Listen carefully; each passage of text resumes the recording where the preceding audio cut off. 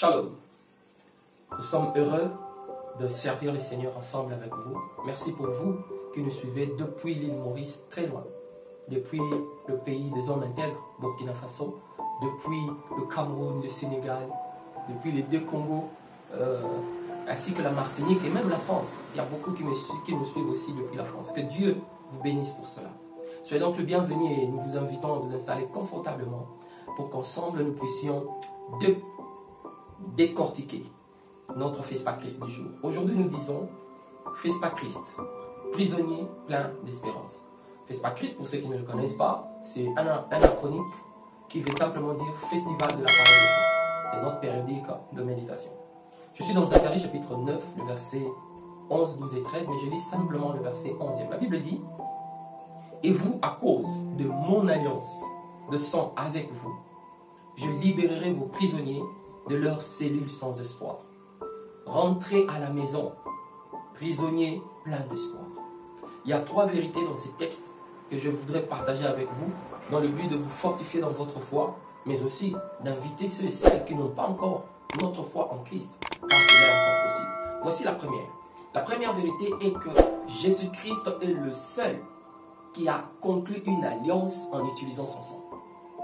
Il est mort sur le mont Golgotha et son sang a coulé. Sous la douleur, il a fait monter une prière au Père. Il a dit: Père, pardonne-leur, ils ne savent ce qu'ils font. Voilà la première vérité. Christ n'est pas mort pour les animaux. Il n'est pas mort pour la création. Il est mort pour les humains, pour vous et moi. La deuxième vérité, découvrons cela au travers de ces petits raisonnements. Admettons, je ne dis pas que c'est la réalité, mais admettons que ta vie soit une prison. Elle serait quel type de prison? Qu'est-ce que tu luttes contre? Qu'est-ce qui semble vaincre ta vie? Certains, c'est le mensonge. D'autres, c'est le vol. D'autres, c'est la cupidité, ils ne partagent pas. D'autres, c'est le matérialisme. D'autres, c'est le souci. D'autres, ce sont de maladies. Bref, autant de réalités, autant de prisons, autant de vies. Mais voici la très bonne nouvelle.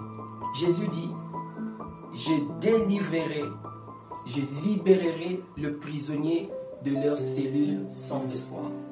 En d'autres termes, Jésus veut dire: il est venu pour délivrer quelqu'un de cette situation où il n'a plus d'espoir. La troisième vérité, c'est celle-ci. Ce n'est que Christ et Christ seul qui peut nous donner cette espérance qui ne trompe pas. Pourquoi? Parce que tout ce que Christ fait pour nous est basé sur la vérité de sa personne. Tout, je pèse bien mes mots, tout ce que Christ fait pour nous est basé sur la vérité de sa personne.